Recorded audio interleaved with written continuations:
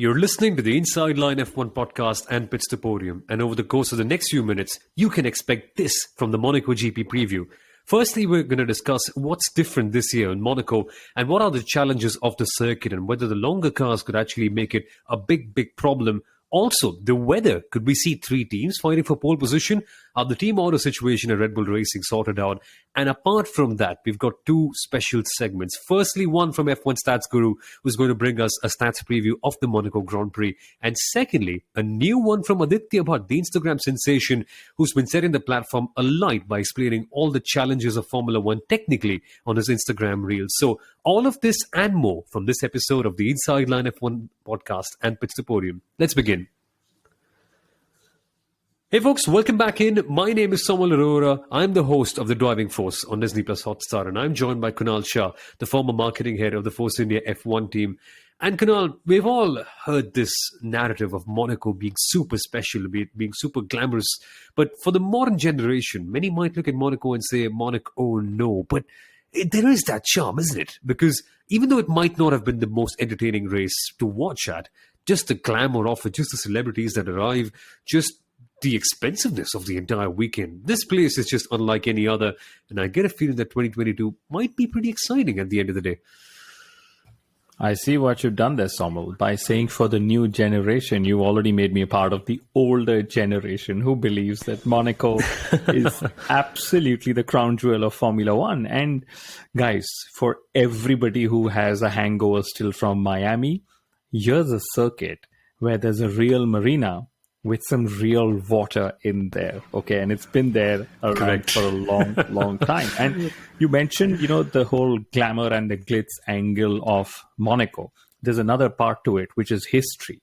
Literally every inch, or since we're in motorsport, every millimeter of that racetrack is soaked in history, okay?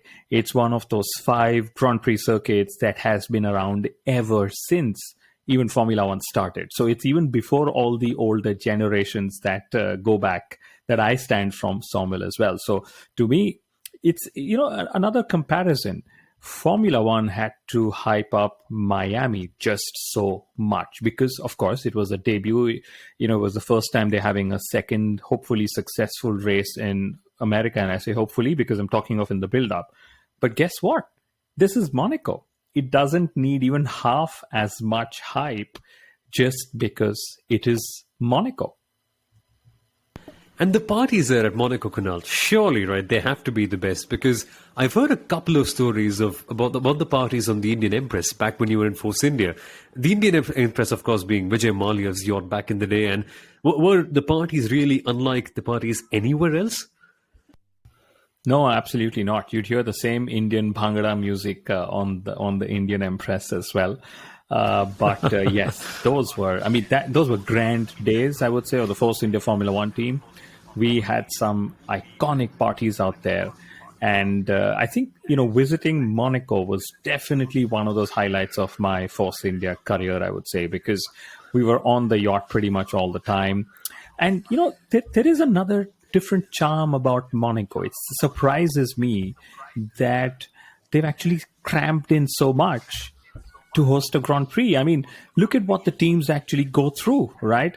Apart from knowing that there could be stoppage at any time, which is why they need to be prepared at every second, right?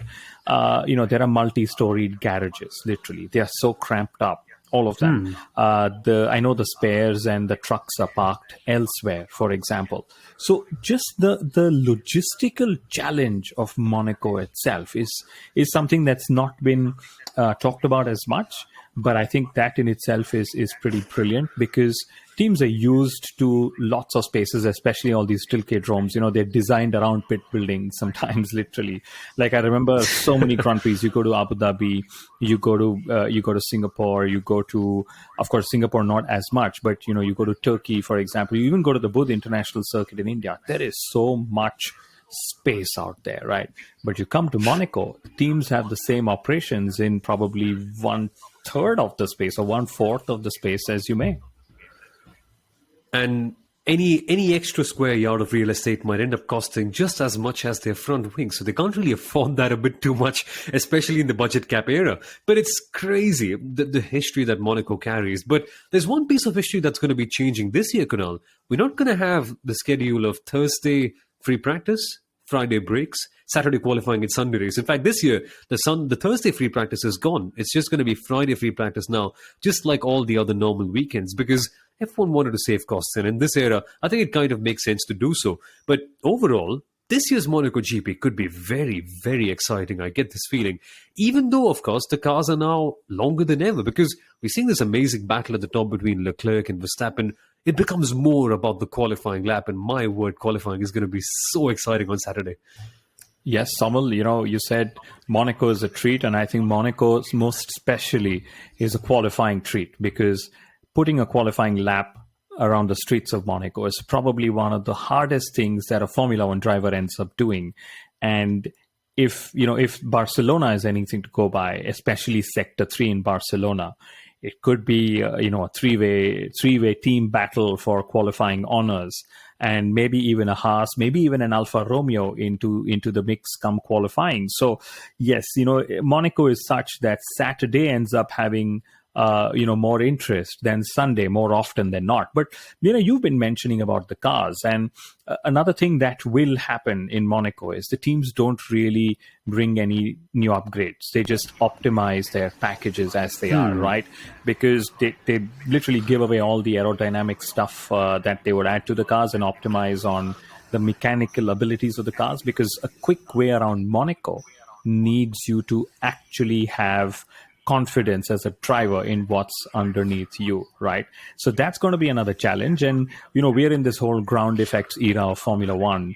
How the drivers even tackle the curbs in Monaco is going to change. Correct. Because, if you tackle them too hard, you may end up damaging the floor, and the floor is where a lot of your performance is actually generated, Soumil.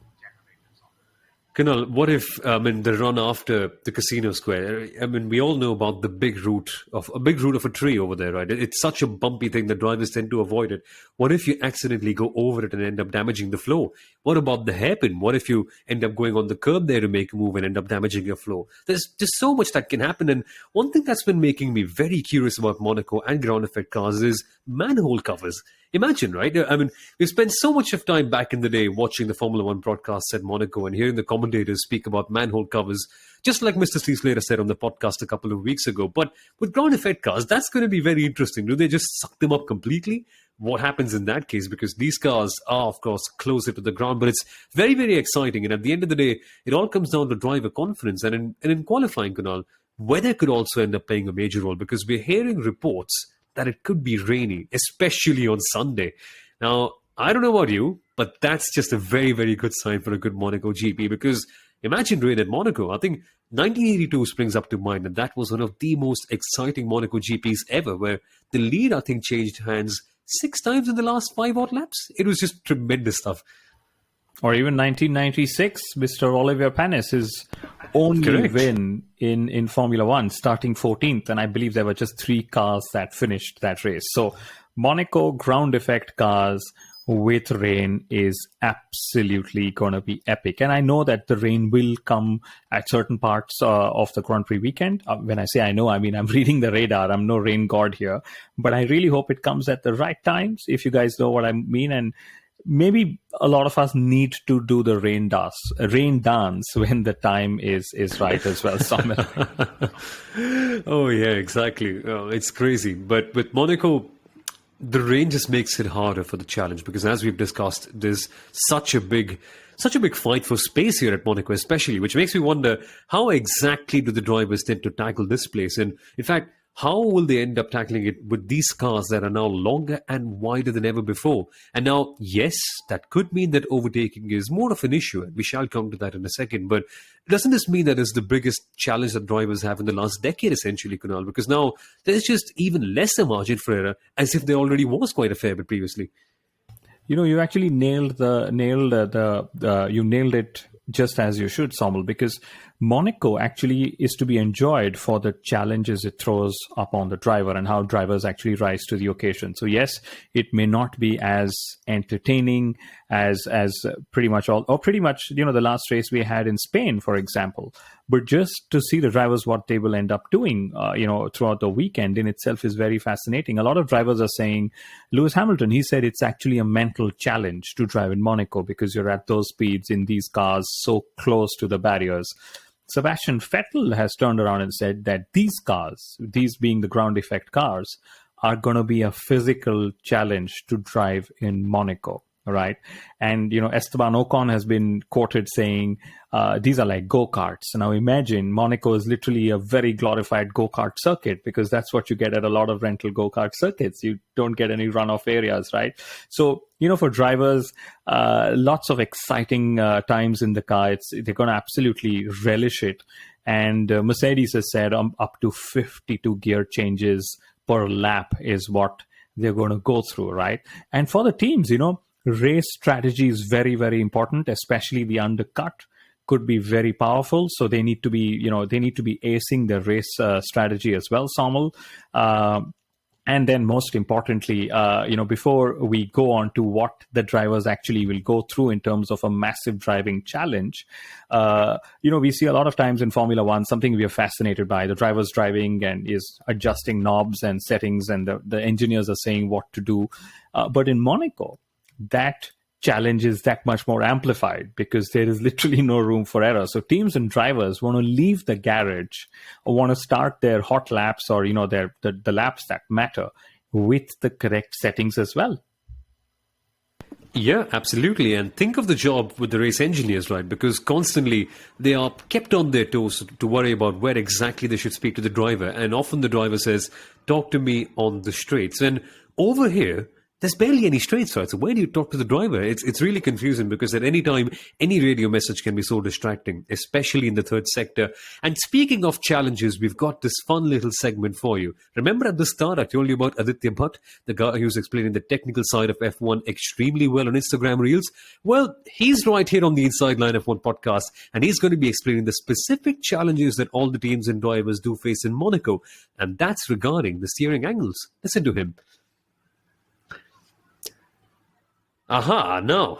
That's a thought that I didn't quite think about initially, Kunal. No, because the lowest hairpin, it's extremely tight, and I wonder things would be exactly the same. But it's good to hear Aditya's take on exactly what teams do. And this sort of insight is kind of unparalleled in a way. I don't think we've heard a lot about this previously. You know what I'm going to do? I'm going to go back and watch all those onboards at 0.5x speed.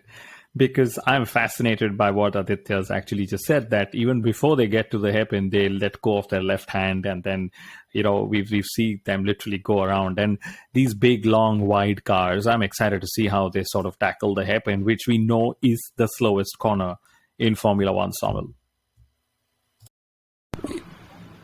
Yeah, slow by some margin. But I want to talk about Charles Leclerc here for a second, because we're in Monaco. It's so many minutes into this episode. I suppose it's the perfect time to bring him in because over the last few years, I'm sure you all know about his poor form. I'm not going to call it a curse. I don't think it's a curse in any way. It's only a curse if you believe it is a curse, right? But it's been a terrible run of form nonetheless. And if the topic is on luck, I hope he's kind of shedded his luck away in the whole Monaco Historic Masters crash canal because things have really been going downhill. And many are saying that probably he's shedded his bad luck in Barcelona as well.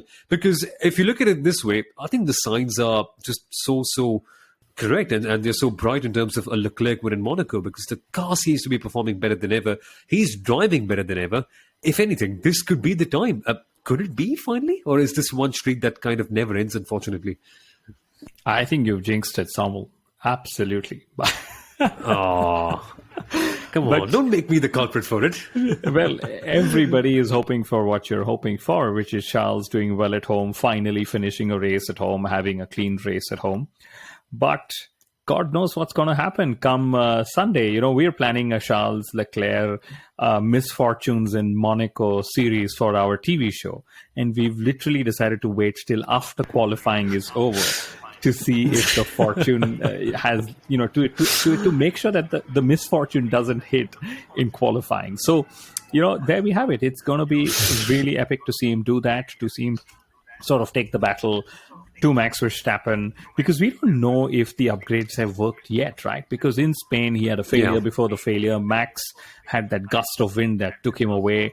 So we don't know if the upgrades have actually worked or how close is Ferrari to Red Bull. The assumption is that Red Bull is still the quicker car, but reliability will always come into play because, as you remember from the Spanish Grand Prix the review episode, all of the three top teams actually had reliability issues, in the last race just a few days ago, Soumil. So I'm just wondering, right, considering reliability, considering everything that's gone wrong for Ferrari, I think it's best to take that one excuse for a DNF out. Let's actually play a small game for a second here. What do you think is going to be the way in which Leclerc DNFs on Sunday? If, of course, he does, just for fun, that is. No, I don't mean to put any bad intentions on him, but I'm saying, Kunal, crash into back. What do you reckon? Just for fun. Everyone, or maybe a manhole cover disrupting his car. I really hope not. That's really scary for everybody around. But there's this whole talk of how Charles is acting Schumacher-esque, gelling the team together and so on. He, especially after the retirement he had in Spain, who knows if he'll do a La Rascas. You never know. I mean, not purposely, but he could just end up, going there. And I really hope it's not a repeat at the swimming pool complex, which is where he's normally had his offs before. But, above all else, all jokes aside, I'm hoping that every top team driver is able to carry the confidence and give us that, qualifying shootout, which is what Monaco is literally known for. I'm excited to see how closely matched the top three teams are, and then of course Bottas and Magnussen, and could it be Mick Schumacher, Q3 second time in a row in Monaco, and then sort of goes and scores his points at a race where his father scored his first ever pole position, if I remember correctly. Exactly. Who knows what could happen? But let's actually get to the midfield in depth in a second. I just want to say, well, maybe Leclerc has already practiced for the Rascas in the Monaco Masters, considering the way he crashed out over there. But again, just a joke, that one. But actually, let's move on to better things than that joke. Let's actually move on to the stats preview by Sundaram. Again, this segment is back after a long, long time. We had Sundaram back here for the last race in Barcelona. It's great to have him here once again. Let's listen to some really fun stats courtesy of F1 Stats Guru. Let's check it out. And Kunal, I think the one stat from this stats preview by Sundaram that really stands out for me is the average overtakes one, because things have drastically gone down.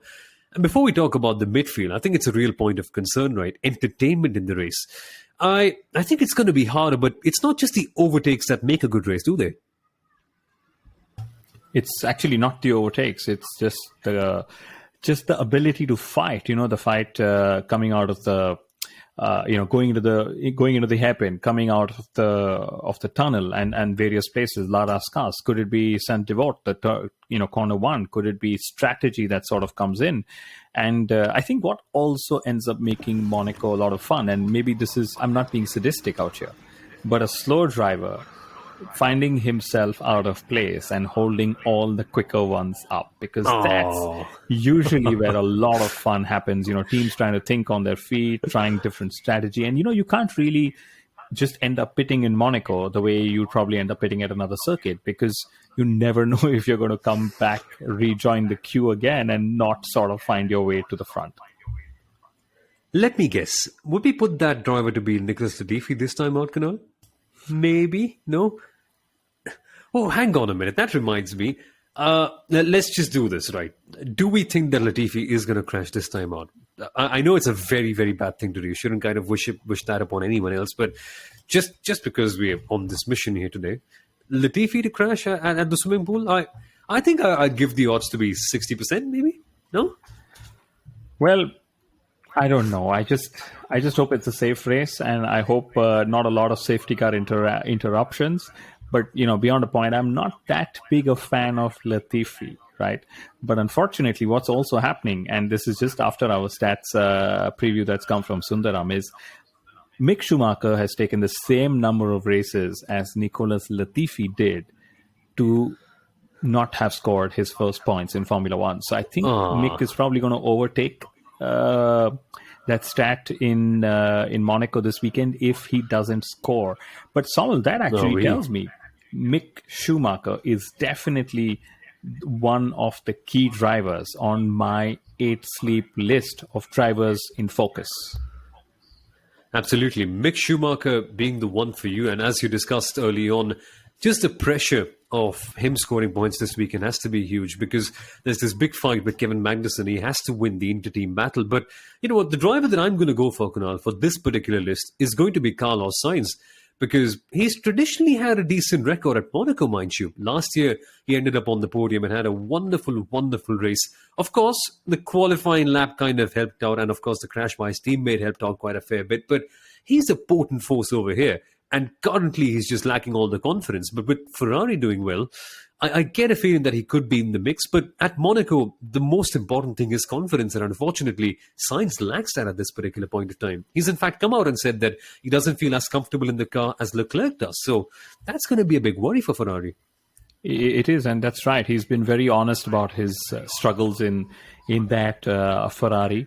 And talking of honesty, another team boss who actually has been very honest and open pretty much for the first time, I would say, has been Zach Brown when he used the word disappointed when it came to Daniel Ricciardo, because God alone knows what's happening to Daniel Ricciardo in that McLaren. I think I said pretty much the same thing in the Spanish GP review as well. But yes, Ricciardo as well has to be in that list of drivers in focus that we have sponsored by 8 Sleep, Soumil.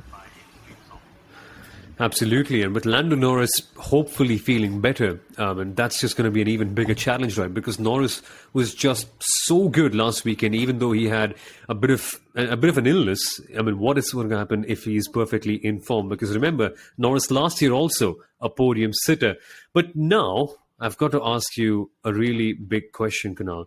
Who else do you reckon is going to be the driver to focus on? Because I get a feeling that Yuki Tsunoda and Pierre Gasly are going to be very, very interesting because unknowingly, we haven't quite focused much on it, but Yuki Tsunoda has been absolutely bossing this battle. Of course, he's not been out-qualifying Gasly as much, but in the races, this kamikaze style of his is paying off, and Gasly has been beaten for the last 3 races in a row. So he's getting better, but he's just not in our point of view. Not in our field of vision, I think would be the better term to use for this. So with the ultimate drivers test coming, for AlphaTauri, this is going to be a fun weekend to check who actually is the better driver now. Yeah, I think Gasly is also in that same position as Alonso, a fair bit of bad luck going his way. But to see Yuki doing the heavy lifting while Gasly isn't is definitely a sign of a show of progress, I would say, because if you just go back 12 months, he was probably not in the position to do that. It was either Gasly scoring or Gasly not. But here it's like Gasly scoring or Gasly not. Yuki's ending up, finding himself scoring as well. So Pierre Gasly, again, a very crucial race for him. He's done so much in their AlphaTauri before that he's got a bit of a buffer, unlike, say, Daniel Ricciardo, where that win in Monza is a long, long time ago, and there's been pretty much nothing special after that, right? So clearly, Gasly is on that list, and you have to put the Aston Martin drivers on it as well. What will the green Red Bull end up doing around the streets of Monaco? It's an important race for Red Bull. They're also bringing the energy station. So I don't know if the Aston Martin, if the Aston Martin guys have a green energy station that they're going to bring to the race on it. It's their spiritual home, isn't it? I think the pit crew just for this weekend should be wearing tuxedos because Aston Martin, Monaco, James Bond, you get all the Casino Royale feels in this particular weekend for them. But yeah, I think they're more than copycats, right? I suppose. I hope they get a chance to maybe maximize their car this weekend. But I want to talk about Valtteri Bottas in this list as well, Kunal, because at Mercedes, he's never quite had the best qualifying record here at Monaco, which again is the most crucial thing, unless you crash out on Sunday. But here with Alfa Romeo, he's been qualifying exceptionally well so far this year. I'm just very keen to see, can he do something better than what he did at Mercedes with an Alfa Romeo this time out? That's going to be fun.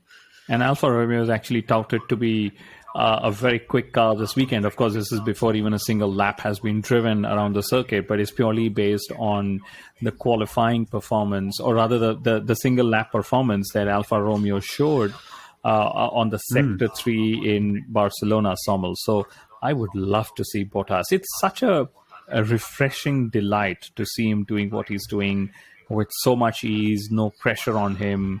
And just, also seeing Sauber, the guys who run Alfa Romeo, do so well, because Sauber has been such a legendary team all along, Soumil. Exactly, but it's such a small outfit when you compare it to Ferrari and Mercedes and the likes, that extracting good performances from a limited budget becomes such a hard task, and they're doing so well this year. I just hope they're able to compete and keep up in the development war. But at the end of the day, isn't this a home race for most of the F1 drivers, Kunal? Bottas, Hamilton, Norris, Verstappen. I suppose Ricciardo also has a flat in Monaco. This probably is F1's home race, and I kind of just remembered that 24 minutes into the episode, isn't it? So it's you, of course, Charles Leclerc as well. He is Monegasque. The others have sort of gone and lived in Monaco after they've earned all the money. But that's interesting, because Formula One's home race is Silverstone, given that it's a European sport, so to say. But Liberty Media's home race is, of course, all the races that happen in America. But for the drivers, it's pretty much Monaco, where they're currently staying, or a race where they actually sort of grew up, for example, Gasly in France, or you guys know the nationality of the drivers. So yeah, it's a home race. Like Albon said, I live 3 minutes away, walking distance from the paddock, and I think that's a refreshing change for them as well. Exactly. So will it be a home driver that takes the win this time out, Kunal? Who is your pick for? I mean, I've kind of, I haven't narrowed it down much, haven't I? Because I think the only drivers who don't quite stay in Monaco in the top 6 are just essentially, Perez and Sainz, isn't it? So, and they already don't seem like they are going to ever get the chance to win. So that's a bit of a silly question, but whatever. Who are your predictions for this weekend? I'm going to go for Max Verstappen, actually, for both qualifying and the race. Wow. I'm going to go for Max Verstappen as well. I think that momentum he's built is pretty fantastic. And, just let's look at the numbers. Out of 86 points in the last 3 races, he scored 85 of them, right?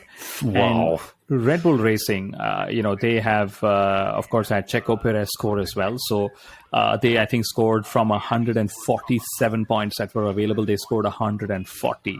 And I think Max has overcome a 52-point deficit, a swing in 52 points over Charles in the last few races, which is also where ruling out George Russell from the title battle isn't fair just yet, because I think that gap is just 36 points. So, I mean, I'm relishing it. I'd love for Mercedes to suddenly come out, and be front running.